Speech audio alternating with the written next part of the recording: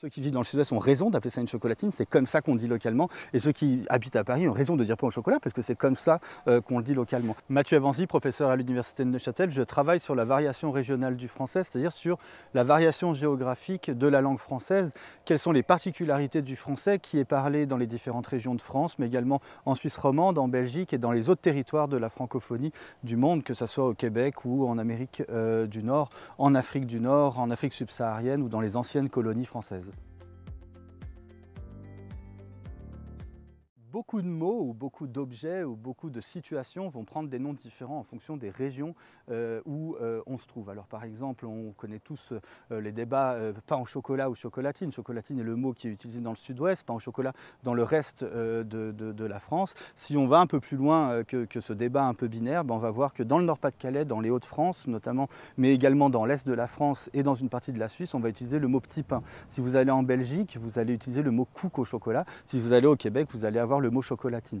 Alors chocolatine en fait est un exemple parmi tant d'autres puisque vous avez énormément de variations par exemple sur les noms de la serpillière. On l'appelle cince dans l'ouest de la France, toile ou toile d'emballage ou emballage en Normandie, ou wassingue ou vassingue dans le Nord-Pas-de-Calais, loch ou torchon du côté de la Belgique et des Ardennes, panos en Suisse romande, pièce à Marseille. On peut prendre d'autres exemples comme les différentes dénominations du pain au raisin. Vous savez, cette viennoiserie en forme de spirale qui s'appelle escargot en Lorraine, schneck en Alsace, pain russe à Lyon ou alsacienne du côté de la Bretagne. Les régionalismes du français ont plusieurs sources.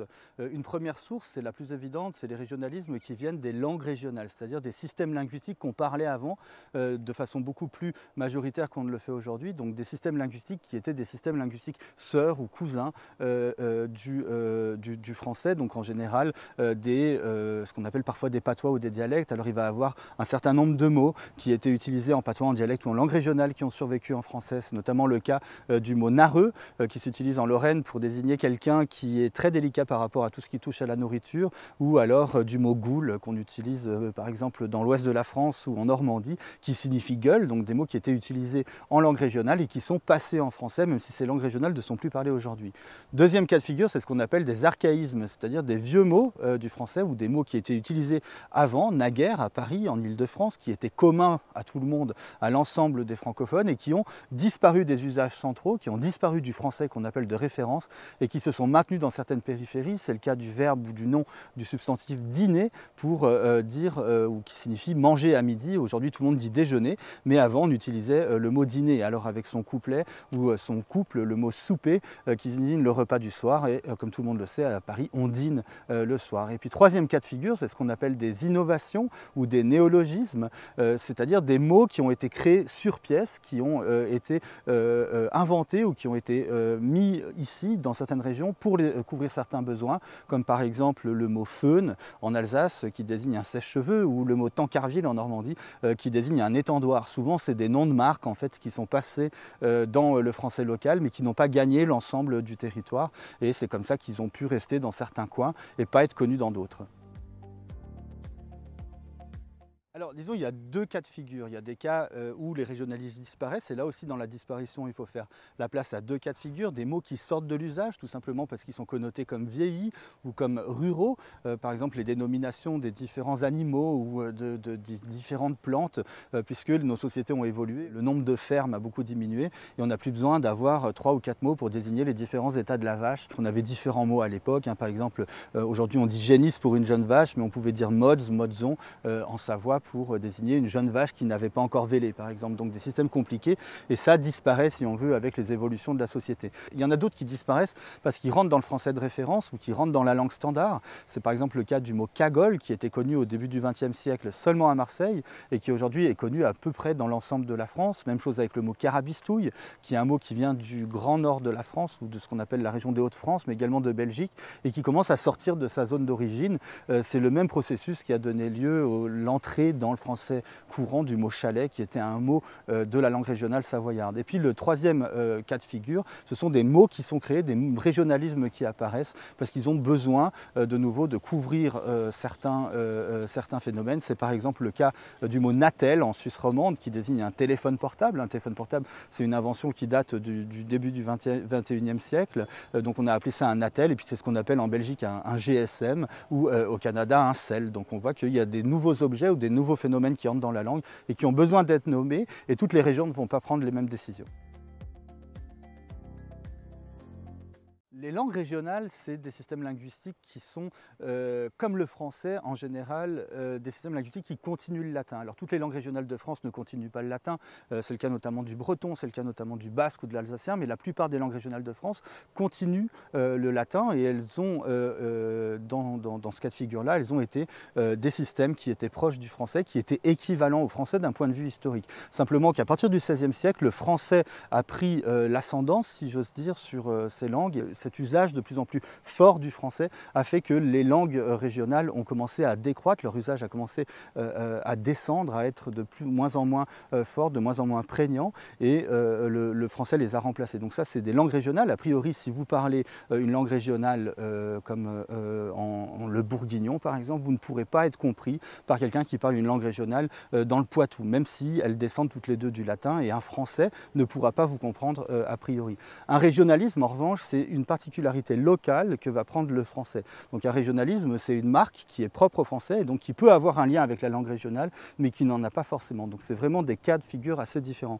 Maintenant, quand on parle de dialecte et de patois, on parle d'un point de vue scientifique, les linguistes utilisent ces mots, le patois pour désigner un système linguistique ou un idiome ou une langue de village, et le dialecte pour désigner un ensemble de patois. Le problème avec les notions de patois et de dialecte, c'est qu'elles sont souvent connotées de façon négative ou péjorative, et laissent sous-entendre que ces systèmes linguistiques n'ont pas le statut de langue. C'est pour ça qu'il convient souvent de renoncer à l'usage de patois et de dialecte quand on n'est pas en linguistique, pour préférer celui de langue régionale. Donc pour résumer, langue régionale et régionalisme, régionalisme se rattache au français, et la langue régionale est un système qui n'a rien à faire, ou plutôt qui est voisin du français. Alors, disons, le débat pain au chocolat ou chocolatine, c'est le premier débat qu'il y a eu sur la question de la variation régionale du français. Ce débat, il est né, il est sorti en même temps que la standardisation ou le développement de ce qu'on appelle le Web 2.0, qui coïncide avec la naissance ou l'utilisation beaucoup plus massive des réseaux sociaux. Il faut replacer la chose dans son contexte, c'est-à-dire au début des années 2000. Et donc, on a commencé à se rendre compte, si on veut, qu'il y avait différentes façons de parler le français, et que ces différentes façons ne devaient pas être vues comme des fautes par rapport à un standard, mais comme des variations qui étaient tout aussi équivalentes. Et on voit derrière que le débat pain au chocolat ou chocolatine n'est pas un débat qui peut être réglé. Ceux qui vivent dans le sud-ouest ont raison d'appeler ça une chocolatine, c'est comme ça qu'on dit localement, et ceux qui habitent à Paris ont raison de dire pain au chocolat, parce que c'est comme ça qu'on le dit localement. C'est un débat qui est avant tout culturel, et on retrouve ici ce qu'on appelle en linguistique l'esprit de clocher, c'est-à-dire qu'on va d'abord être toulousain avant d'être gascon, avant d'être français, et donc on va souhaiter défendre son territoire, défendre ses spécificités, parce qu'on est fier de ses origines. Et derrière le match pain au chocolat ou chocolatine, il y a avant tout un débat culturel. C'est les mêmes enjeux qu'il y a derrière quand on va défendre une équipe de foot, ou quand on va défendre un plat régional ou une certaine recette. C'est tout à fait équivalent au débat linguistique. J'ai travaillé sur différents dispositifs à l'intérieur de la Cité internationale de la langue française, des dispositifs qui sont interactifs. Un dispositif dans lequel les participants et les participantes vont entendre des extraits sonores, et ils vont devoir, en cliquant sur une carte, localiser l'origine, le pays d'origine, la région d'origine des gens qu'ils auront entendus sur l'enregistrement. Un deuxième dispositif dans lequel j'ai proposé différentes cartographies, et les mots vont tomber sur l'écran, et les gens vont devoir reposer les mots sur les régions. Donc on va avoir par exemple les différentes dénominations du pain au chocolat ou les différentes dénominations de la serpillière, et puis il faudra replacer l'ensemble des régionalismes sur les bonnes régions pour pouvoir passer au dispositif suivant. Et puis un troisième dispositif qui porte sur les expressions régionales du français, par exemple des expressions qui sont utilisées notamment en dehors de France, comme avoir un cocotier dans la main ou avoir meilleur temps. Avoir un cocotier dans la main, c'est avoir un poil dans la main. Avoir meilleur temps, ça veut dire faire mieux, on ferait mieux de faire quelque chose plutôt qu'autre chose. Alors mon mot régional favori, c'est le mot monchu, parce que j'ai grandi en Savoie. Le monchu en Savoie, c'est ce qu'on appelle un touriste. Pourquoi j'aime bien ce mot? Parce qu'il a une origine assez intéressante. C'est un mot qui désigne en langue régionale savoyarde, en savoyard, un monsieur, et le monsieur, donc on reconnaît la parenté entre monchu et monsieur, et le monchu est en patois le monsieur, le vacancier, le touriste, et en patois le mot, ou en langue régionale, le mot n'a pas de connotation négative. En revanche, en français, il a pris une connotation négative ou plutôt péjorative pour désigner les touristes, donc ces touristes qui viennent skier en jean par exemple, ou avec des chaussures de ski, qui vont au supermarché, et je trouve qu'il symbolise bien l'antagonisme qu'il peut y avoir entre la province et l'Île-de-France ou la capitale. On retrouve les mêmes débats en Corse avec le pinzout qui est le touriste, ou alors le hors-saint ou le beignasout, qui sont d'autres façons de dénommer les touristes, toujours avec un clin d'œil évidemment.